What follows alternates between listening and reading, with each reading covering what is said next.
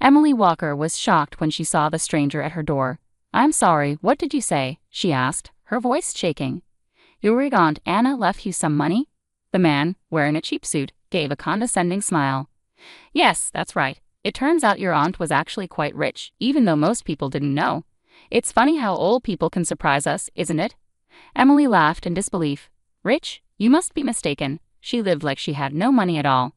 "Well, whether you believe it or not," the man said with a shrug, "you need to be at the reading of her will this Friday at 3 p.m. at McGrady & Sons Law Offices downtown. Don't be late." He tipped his hat and walked away. "Wait," Emily called out, but the man was already hurrying to his car. She shut the door slowly, feeling confused. An inheritance from Aunt Anna? It didn't make any sense. Emily sat at her small kitchen table, sipping coffee while she thought about her great-aunt. They had never been close. Anna had always been grumpy and stingy, rarely saying anything nice. Still, Emily had tried to be there for her, helping with chores, bringing food, and celebrating her birthdays. Despite Anna's unpleasantness, Emily always stayed polite. Her husband, Mark, had little patience for Anna. He had only met her a few times, before their wedding and occasionally after. That was enough for him. He thought her way of living and her nasty comments about him were reason enough to avoid her. Emily sat there, trying to make sense of the lawyer's claims. Could it be true that Aunt Anna had been secretly wealthy all this time? She thought about what she could do with an inheritance. Maybe she could finally quit her second job at the diner and get a good night's sleep. Looking at the clock, Emily realized she was running late for her shift. She quickly finished her coffee, grabbed her purse, and headed out the door. She needed to call Mark from the bus and tell him about this strange news. Fortunately, Emily found a seat on the crowded bus. She took out her phone and called Mark, hoping he was up for a chat. "Hey, babe," he answered sleepily. "What's going on?" "You won't believe this," Emily said. "A lawyer just visited me and said Aunt Anna left me an inheritance." "An inheritance? Can you believe it?" Mark said, surprised. "The old lady had some hidden money?" "Apparently," Emily replied. "I have to go to the will reading on Friday afternoon. I'm not sure what to think." "Well, that's good news," Mark said, trying to sound upbeat. "Maybe you can finally take a break from work. You really deserve one." Emily gave a sad smile. "If only it were that easy. We'll see. How are you feeling today? Any news from your mom?" Mark's mother, Linda, worked at Mercy Hospital and was trying to get him seen by specialists for his ongoing health issues. Mark's condition made it hard for him to keep a job, and he often ended up in the ER due to panic attacks. Emily had been working extra hard to pay for his costly vitamins and supplements. "Oh, just the same," Mark said with a sigh. "Maybe it's time to accept that I'm just going to be like this. Having a baby might be a bad idea with my health." Emily felt a pang in her heart, thinking about their plans to try for a baby this year. "Don't say that," she said softly. "You're going to get better, I believe that. Just keep resting and let your mom help you. I'll visit you at the hospital tomorrow." After saying, "I love you," and hanging up, Emily looked out the bus window, trying to stay positive despite Mark's negativity. She hoped this inheritance might be the break they needed. The next morning, Emily went to room 242 at Mercy Hospital, eager to see Mark. She knocked twice and walked in with a big smile, but her smile quickly faded when she saw Mark scowling at her from his bed. "Hey, babe," she said cheerfully, leaning in for a kiss. Mark turned his head away. "You didn't put on any makeup today." "Seriously?" he complained. "Every other wife on this floor looks like a model and I get stuck with a mess." Emily felt hurt. "Mark, how can you say that? I'm exhausted from working so much. I barely have time to." Yeah, you're a big martyr," he interrupted. "I get it," Mark said, cutting her off and waving his hand. "When's that inheritance money coming in?" "Hopefully soon, so you can actually make yourself look decent." Emily fought back tears and quickly left the room. She walked down the hallway and sat on a bench near the elevators, feeling defeated. Was this really what her marriage had become? As she sat with her head in her hands, she overheard two male patients chatting nearby. "I told my wife I had to stay here for tests this weekend," one said with a laugh. "Seriously? I've got a poker game with the orderly and enough booze for a party." "Same here," his friend replied with a grin.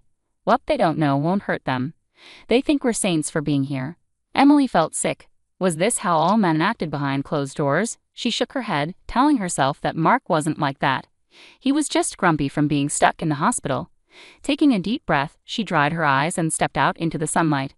Tomorrow was the big day, and she needed to stay focused. Friday morning was clear and crisp. Emily woke up early, determined to clean the apartment before Mark came home on Monday.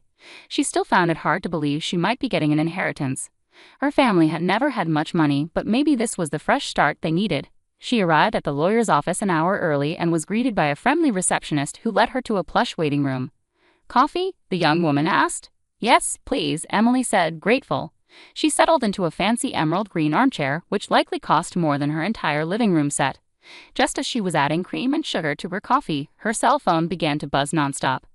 "Mark, let me guess, you're calling to find out how big the inheritance is," Emily answered, rolling her eyes with a smile.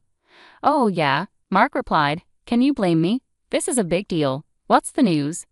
"I won't know anything for at least another hour," she said patiently. "I promise you'll be the first to hear when I have the details." As the minutes went by, Emily grew more anxious. What if the inheritance was a huge amount? What if it was just a small sum? When her name was finally called, her heart raced. "Miss Walker, please come with me." The soft carpet muffled Emily's footsteps as she was guided into a grand office lined with law books. An older man in a three-piece suit stood up from behind a large oak desk to shake her hand. "Miss Walker, I'm Bernard McGrady. I'm glad you could come today." "Thank you for having me," Emily said, taking a seat across from him. "I have to admit, this is all a bit overwhelming. My Aunt Anna never talked about her finances." Mr. McGrady chuckled. Yes, she was known for being quite frugal. "But I can assure you, your great-aunt Anna had a significant fortune." He handed her a file folder. Emily opened it with shaking hands and almost fell out of her chair when she saw the number on the page. This can't be right," she gasped. "There are too many zeros. It says $6.2 million. Mr. McGrady smiled and said, "I assure you, there's no mistake." Emily held the folder to her chest, her head spinning. $6.2 million, more money than she'd ever imagined. She felt a hysterical laugh rising in her throat. She couldn't wait to tell Mark. With trembling fingers, she pulled out her phone and quickly typed a text to her husband. "Inheritance is $6,200. Can you believe it?" In her excitement, she didn't notice she'd left out the last 3 crucial zeros before hitting send. Unable to stay any longer, Emily made a quick excuse about needing to process the news and hurried out of the office, clutching the folder with her new future in her arms. She needed to see Mark immediately and share this life-changing news. He was going to be stunned. Skipping the bus, Emily grabbed a cab and told the driver to head to Mercy Hospital. She fidgeted anxiously as they drove through the city, eager to get there. When they arrived, she threw a handful of cash at the driver and rushed inside, taking the stairs 2 at a time to the second floor, thrilled to share their incredible news with Mark. As she neared room 242, she heard familiar voices and stopped outside the door. It was Mark and his mother, Linda, talking. Though she knew she shouldn't eavesdrop, she felt compelled to listen. "And the stupid cow actually fell for it," Mark's voice dripped with contempt. "Can you believe she thinks I'm really sick? Like I'd spend time in this awful place if I didn't have to." Linda laughed. "You've got her completely fooled. She's so naive. I still can't believe you married someone like that." "Tell me about it," Mark groaned. "But did you hear the best part? Aunt Anna left some money. Once it's in my account, I'm done with her. She can find someone else to play nurse and housekeeper." Emily felt her face go pale. She blinked rapidly, unable to believe what she was hearing. It felt like a nightmare, but Mark and Linda's laughter made it all too real. Her entire marriage, her whole life with Mark, had been a lie. Unable to listen any longer, she turned and ran, not noticing the tears streaming down her face. She ran until her lungs burned and her feet ached. When she finally stopped to catch her breath, she found herself by the East River, staring at the murky water. As she watched the swirling currents, she heard Aunt Anna's voice echoing in her mind. "That boy is a lazy freeloader who'll drain you dry," Aunt Anna had warned Emily after meeting Mark. "Mark my words, Missy, you're making a huge mistake." At the time, Emily had dismissed it as the grumbling of a bitter old woman. But now, with her heart broken, she saw the truth clearly. Aunt Anna had been right, and somehow, she had made sure Emily had the means to break free before it was too late. Straightening her shoulders, Emily turned away from the river and walked down the sidewalk with determination. She had calls to make and divorce papers to file. Mark would be in for a shock when he came home on Monday to find the apartment empty. For now, Emily planned to stay with her best friend Tara for a few days and then take a much-needed solo trip to the Hamptons to heal. As the warm June sun touched her face, Emily felt a spark of hope. Maybe her life wasn't ruined after all. Maybe this was the beginning of an amazing new chapter. She couldn't wait to see what the future held. 3 days later, Mark limped to the door of their apartment, prescription pain meds in hand. "Honey, I'm home," he called out sarcastically. "Where's my inheritance check?" Silence was his only answer. He looked around, noticing for the first time that the walls were bare and the shelves empty. A single sheet of paper lay on the kitchen counter. "Dear Mark," it began in Emily's familiar handwriting, "by the time you read this, I'll be long gone. In case you haven't figured it out, I know everything. I know you've been faking illness to avoid working. I know you and your mother have been mocking me. And I know you were planning to take my money and leave. Well, the joke's on you. That inheritance wasn't $62,000, it was $6.2 million, and it's all mine. I've already filed for divorce. You have 30 days to pack up and leave. Have a nice life. Emily. Mark's eyes widened in shock and rage as the letter fell from his hand. He kicked a chair in frustration, cursing loudly. How had he misjudged her so badly? He thought he had her completely under control. Defeated, he sank to the floor. Meanwhile, Emily was far away, lounging on a beach chair with the sea breeze ruffling her hair.